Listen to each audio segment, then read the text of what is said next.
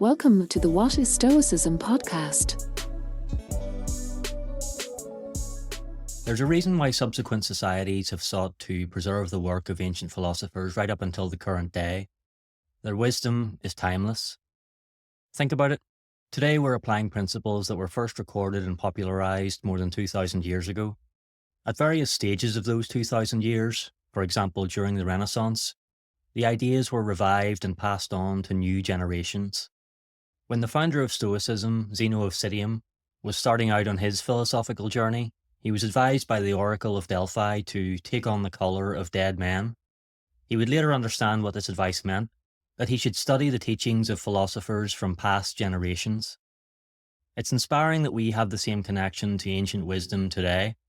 We can converse with the dead and get their advice whenever we need to. The Stoic philosopher Seneca wrote that our ability to glean wisdom from past ages is invaluable. Quote, "Of all men, they alone are at leisure who take time for philosophy. They alone really live, for they are not content to be good guardians of their own lifetime only. They annex every age to their own. All the years that have gone before them are an addition to their store." End quote.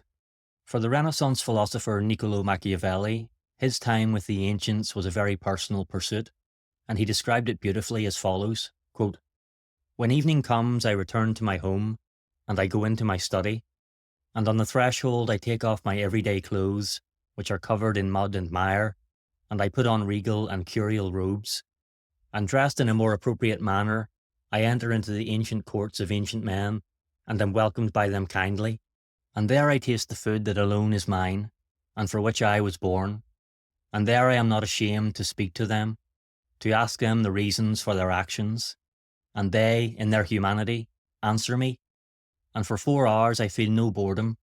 I dismiss every affliction. I no longer feel poverty, nor do I tremble at the thought of death. I become completely part of them." End quote. So today, don't be afraid to speak to those whose wisdom has left an indelible mark through the ages. They would be proud of your commitment to practicing philosophy and taking on their colour. That instruction may sound somewhat vague, but there's also a useful practical technique we can use to make this a little less abstract. It comes to us again, courtesy of Seneca. Quote, "Happy is the man who can make others better, not merely when he is in their company, but even when he is in their thoughts. And happy also is he who can so revere a man as to calm and regulate himself by calling him to mind. One who can so revere another will soon be himself worthy of reverence.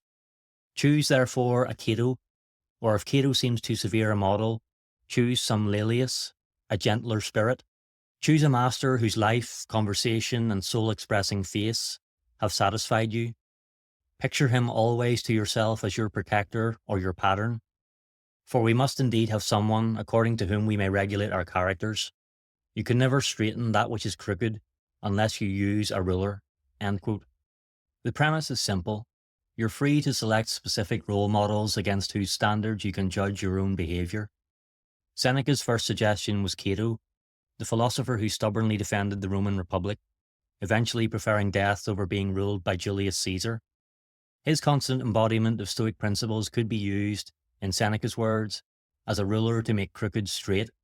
Cato, Seneca concedes, may be too severe a model to follow. You're free, of course, to choose models from among all the other Stoics. Here are some simple steps you can take to adopt a suitable Stoic role model, talk to them in times of need, and take on their colour. 1. Choose a figure whose Stoic principles and actions you admire, for example Marcus Aurelius. 2. Learn more about your chosen figure by reading not only their work but also reliable biographies about them.